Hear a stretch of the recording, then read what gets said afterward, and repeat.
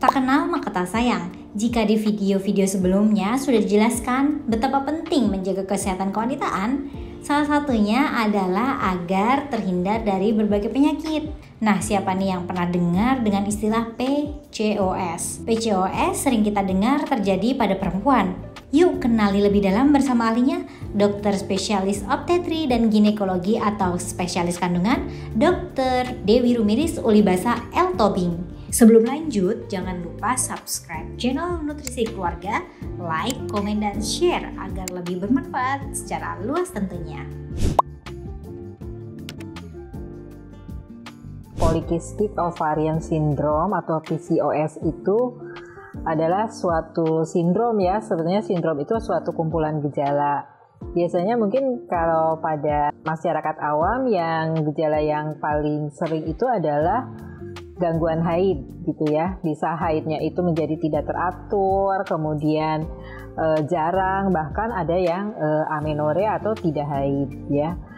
Kalau yang sudah menikah biasanya gejalanya adalah ya kesulitan mempunyai anak ya. Biasa sudah menikah selama setahun lebih belum mempunyai anak. Jadi itu dua gejala yang sangat menonjol pada PCOS.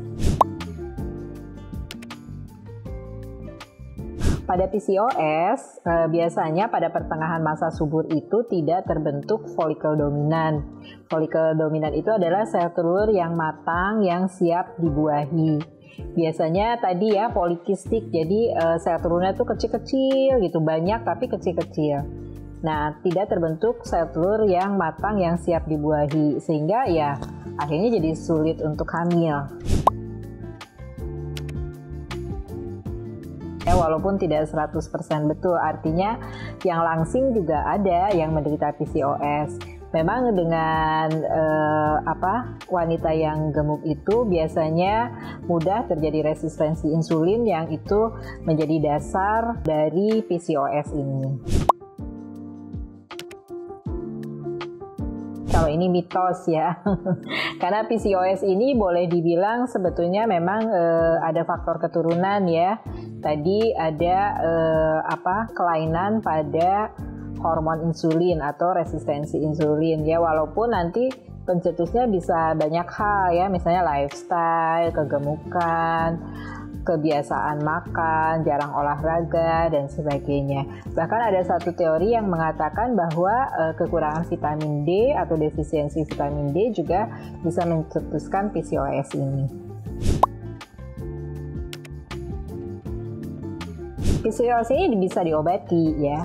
Bisa diobati karena memang ada obatnya, tapi ya tentu seberapa sulit karena memang memerlukan kesabaran ya. Artinya biasanya PCOS ini bisa berbulan-bulan, bisa mungkin 6 bulan, bisa 1 tahun gitu ya, baru berhasil diatasi. Karena juga menyangkut lifestyle. Nah, tentu untuk merubah lifestyle ini ya yang agak sulit ya, misalnya diminta berolahraga teratur yang tadinya mungkin memang tidak terbiasa berolahraga teratur atau sibuk ya, kerja pergi pagi pulang malam. Kemudian kebiasaan makan ya, dimana dianjurkan untuk makan makanan yang bergizi ya, yang banyak sayur, banyak buah. Nah, ini juga bukan suatu hal yang mudah untuk merubah kebiasaan. Kemudian diminta untuk menurunkan berat badan gitu ya. Jadi kalau dibilang sulit sebetulnya tidak sulit ya, cuman ya sulitnya karena faktor kesabaran dan faktor untuk merubah lifestyle itu.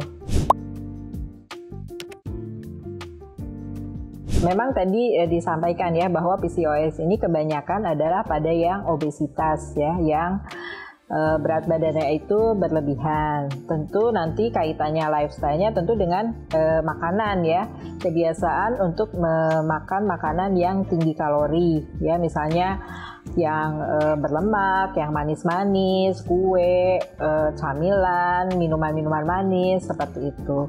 Yang kedua adalah lifestyle di mana yaitu jarang berolahraga. Kan dianjurkan misalnya kita berolahraga yang baik itu antara 3-5 kali dalam 1 minggu. Walaupun mungkin olahraganya sederhana aja seperti jalan kaki selama 30 menit gitu ya.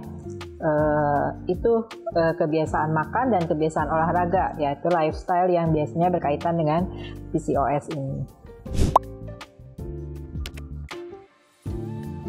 Haid yang normal itu perlu kita ketahui biasanya dari hari pertama haid ke hari pertama haid bulan berikutnya itu biasanya rentang waktunya adalah 25 sampai 31 hari gitu ya. Nah, itu yang normal. Nah, biasanya pada PCOS ini rentang haidnya ini lebih lama gitu ya. Jadi lebih lama dari 31 hari.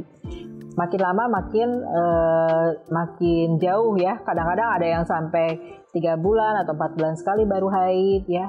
Lama-lama mungkin ada yang tidak haid sama sekali gitu. Jadi ciri-ciri dari PCOS ini biasanya adalah haidnya itu rentang waktunya lama. Jadi jarang haidnya itu. Jarang sampai tidak haid. Nah, seberapa urgent sebetulnya sangat urgent ya, walaupun misalnya masih gadis ya, jadi belum menikah gitu. Karena kalau misalnya ditunda-tunda, nanti PCOS-nya ini tuh makin lama makin berat gitu ya, makin lama makin berat sehingga makin lama makin sulit diobati. Sebaiknya segera berkonsultasi. Jadi walaupun masih gadis, belum menikah, sebetulnya tidak usah sungkan ya untuk berkonsultasi dengan dokter ahli kebidanan karena ya kalau sekarang kan tidak selalu berkaitan bahwa ke dokter ke ahli kebidanan itu hamil loh gitu ya, enggak ya. Jadi nggak usah sungkan, nggak usah malu. Bahkan sekarang kan banyak fasilitas konsultasi online gitu ya. Biasanya tiap rumah sakit itu sejak masa pandemi kan sering ya ada fasilitas konsultasi online. Jadi kalau misalnya masih ragu untuk datang ke rumah sakit bisa ya dilakukan konsultasi online dulu. Jadi yang perlu diperhatikan adalah faktor keturunan ya. Yang perlu hati-hati adalah kalau misalnya orang tua kita, nenek, kakek itu ada hipertensi, ada diabetes mellitus atau kencing manis ya. Apalagi mungkin di antara saudara wanita atau bibi, tante ya, ada juga yang PCOS. Nah, itu harus hati-hati ya.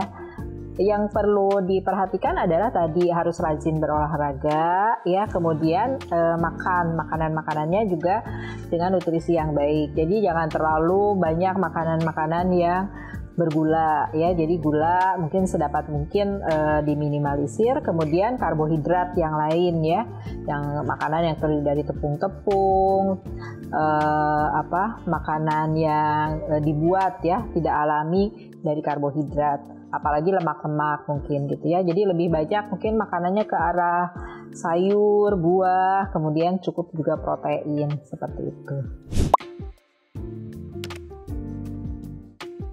Pertama harus disadari untuk pengobatan PCOS ini adalah sabar ya. Jadi pengobatan PCOS ini biasanya kan dilakukan dengan obat-obatan hormonal dari dokter kebidanan, kemudian juga mungkin antioksidan dan vitamin-vitamin ya. Nah, karena PCOS ini berkaitan dengan pengaturan hormon mulai dari otak, kemudian ke ovarium, ke indung telur, kemudian ke dinding rahim.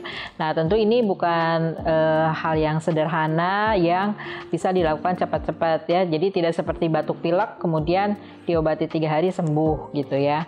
Seperti tadi disampaikan mungkin bisa berbulan-bulan ya. Jadi memang harus sabar dan memang seperti itu pengobatannya. Kadang-kadang kan mungkin ternyata kurang cocok mungkin obatnya, nanti pindah lagi dokternya. Sebetulnya kebiasaan seperti itu kurang baik ya, karena memang seperti tadi pengobatan PCOS ini memang jangka waktunya agak lama gitu ya. Dan tadi itu juga bahwa penurunan berat badan itu juga sangat bermakna gitu ya. Kalau misalnya berat badan menurun 10% aja, itu biasanya kadang-kadang tidak diobatin juga haidnya udah bagus sendiri gitu. Jadi penurunan berat badan artinya dalam hal ini pengaturan makan dan olahraga juga sangat bermakna.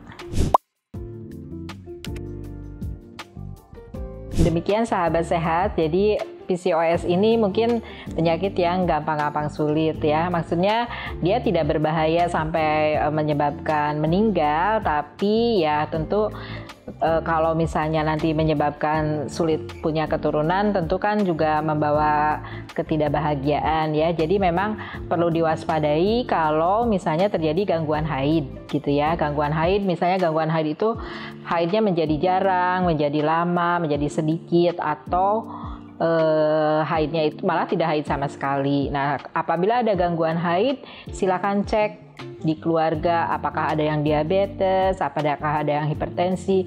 Nah, walaupun tidak ada riwayat di keluarga, sebaiknya kalau udah ada gangguan haid segera berkonsultasi ke dokter kebidanan dan kandungan untuk mengatur kembali haidnya. Sampai ketemu lagi di video berikutnya. Jangan lupa like, komen, subscribe, dan nyalakan loncengnya. Salam sehat keluarga Indonesia.